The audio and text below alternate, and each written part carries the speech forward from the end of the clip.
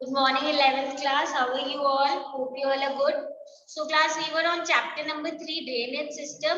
We have covered the major part of the chapter. हमने drainage system के बारे में बात की. हमने इंडिया की major जो rivers है, including Himalayan rivers and the peninsular rivers को detail में पढ़ा है. Small rivers flowing to the east, small rivers flowing towards the west. This is also was what that we have already done.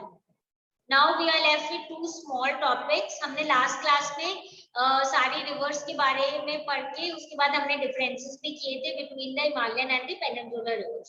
और briefly हमने India के drainage system के बारे में बहुत अच्छे से समझ लिया, ठीक है, about the main rivers. Obviously there are so many rivers, सबके बारे में पढ़ना is almost अगर बोलेंगे is very difficult. So we have studied most of the important rivers and we have just mentioned and described few of the other smaller rivers as well. ठीक है.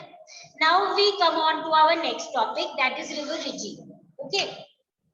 What exactly is river regime? Actually में जो quantity of water जो कोई भी river या river channel carry करता है, it differs from year to year. Not only year to year but also throughout the year. कुछ मंथ्स में हो सकता है वाटर ज्यादा हो, कुछ मंथ्स में वाटर कम हो. रिजीम जैसे कि हम अगर हिस्ट्री या एम्पायर के बारे में बात करें, कितने एरिया पे कंट्रोल है, कितने एरिया के ऊपर उनका इन्फ्लुएंस चलता है, वैसे तो रिजीम में हम देखेंगे फ्लो ऑफ वाटर, कितना वाटर है, कैसे फ्लो करता है, दीज थिंग्स. सो हमें पता है सीजन टू सीजन जो है the amount of water flowing in river channel differs. So in which season do you expect the maximum flow in Ganga and Kaveri? Obviously because ये ऐसे हम दोनों एकदम अलग हैं. We know Kaveri is the river that flows in the southern part of India and the river Ganga flows in the northern part of India. एक perennial river है and Himalayan river है, second peninsular river है. तो अलग अलग उनमें amount of water अलग होगा and season wise भी differ होगा. तो ये क्यों होगा ये पढ़ लेते हैं. हमें पता है जो pattern of flow of water in a river channel over a year is known as its regime. You all should know, I am repeating the definition, the pattern of flow of water in a river channel over a year is known as its regime. ठीक है. Now the North Indian rivers originating from Himalayas. ठीक है. Now why am I stressing on this point? Please focus again that we are talking about the regimes. तो यहाँ पे एक और जो हमारे लिए इम्पोर्टेंट चीज आ जाएगी वो ये है कि नॉर्थ इंडिया की जो रिवर्स हैं जो हिमालय से ओरिजिनेट होती है वो पेरिनियल है, परमानेंट है. उनको कंटिन्यूअस वाटर जो है वो ग्लेशियर्स से मिलता है और उसके साथ साथ they also receive rainfall. They also receive rainfall water during the rainy season, हम बोल सकते हैं during the monsoons. और जो रिवर्स ऑफ साउथ इंडिया है वो जनरली ग्लेशियर से नहीं ओरिजिनेट होती हैं.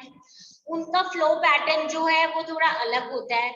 उनमें बहुत फ्लक्चुएशंस होती है, बहुत ज्यादा और बहुत कम जो अमाउंट ऑफ वाटर फ्लो है वो होता है at different seasons because they are not originating from glaciers. उनका फ्लो ऑब्वियसली कब इंक्रीज होगा, रेनी सीजन में, मॉनसून रेन्स के टाइम पे. इसीलिए जो रेजीम्स है of the rivers of South India वो टोटली इन्फ्लुएंस्ड है by the rainfall and they are totally controlled by the rainfall.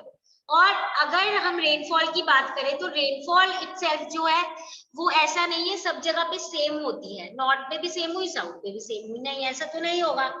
Obviously क्या होगा कि अलग अलग जगह पे हमें पता है अलग amount of rainfall is received in different parts of India.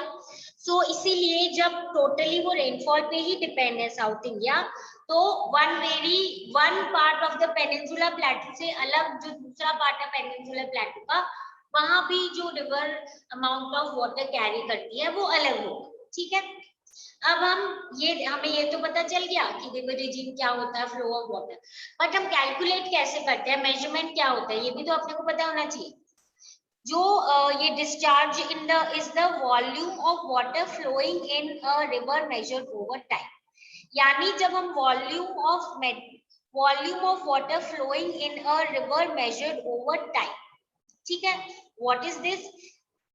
The discharge is the volume of water in a river measured over time. समझ आ गया? ये अपने को याद रखना है। Next, how is it measured? It is measured either in cusecs, that is cubic feet पर सेकेंड, और क्यूमिक्स। क्यूमिक्स क्या हो गया? क्यूबिक मीटर्स पर सेकेंड। यानी दो अलग अलग यूनिट्स के बेसिस पे हम इसको मेजर करते हैं, that is volume of water, and दो यूनिट्स कौन से हैं? क्यूबिक फीट पर सेकेंड एंड क्यूबिक मीटर्स पर सेकेंड। ठीक है, तो आई सपोज ये चीज हमें याद होनी चाहिए, समझ आ गई होगी। अब हम इसी के बेसिस पे, क्योंकि हमें यूनिट्स पता, हमें पता है कैसे मेजर करते हैं, हम कुछ स्पेसिफिक रिवर्स के बारे में पढ़ लेते हैं। सबसे ऑब्वियसली पहले हम स्टार्ट करेंगे about river Ganga. It has its minimum flow during January to June period.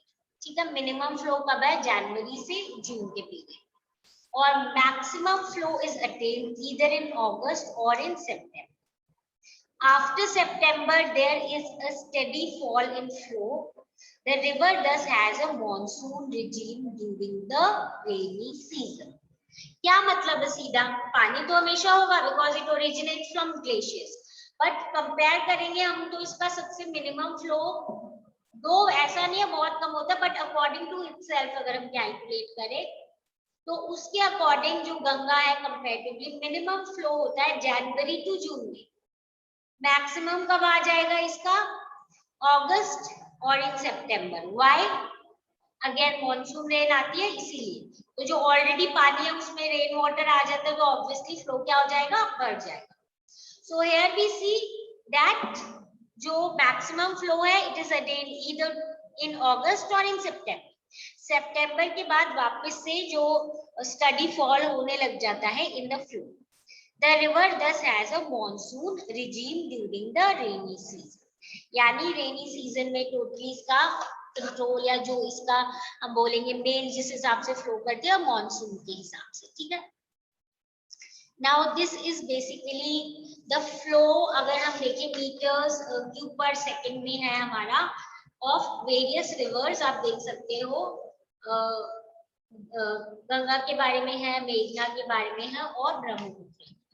ठीक है, so here again you can see कि हमने देखा है अगस्त के अराउंड जो फ्लो है वो बढ़ जाता है। You can see through this diagram और बाद में कम हो जाता है। उसी तरीके से ये एक हम टोटल इस ग्राफ के थ्रू समझ सकते हैं। ठीक है, दिस इज अबाउट गंगा, मेघना एंड ब्रह्मपुत्र। अब हम ये जो हमने रिवर गंगा के बारे में बात की है इसी को और एक्सप्लेन कर लेंगे। ये जो there are basically striking difference, बहुत डिफरेंस है। अगर हम इसी रिवर गंगा को देखें in eastern and western parts of Ganga basin. ठीक है, यानी गंगा बेसिन हमें पता है इतनी बड़ी रिवर है तो इसकी जो रिवर रिजीम्स है ईस्टर्न और वेस्टर्न पार्ट्स में बहुत डिफर करती है एक दूसरे से। कैसे? दो गंगा रिवर जो है एक साइजेबल फ्लो मेंटेन करती है in the early part of summer due to snowmelt, जैसे मैंने अभी एक्सप्लेन किया था। बट मॉनसून रेन बिगिन होते ही क्या होता है? वो चेंज हो जाता है जिस हिसाब से फ्लो करेंगे। हम देखेंगे जो मीन मैक्सिमम डिस्चार्ज है of the Ganga at Farakka is about 55,000 cusecs. इतना ज्यादा होता है। whereas the mean minimum is only 1,300 cusecs. ठीक है, इतना डिफरेंस है, हम देख सकते हैं क्लियरली। हमें रीजंस तो पता ही है कि मॉनसून में स्नो मेल्ट के साथ साथ मॉनसून रेन्स का पानी भी आ जाता है, फ्लो जो है बढ़ जाता है इसलिए। ठीक है, now talking about the peninsular river.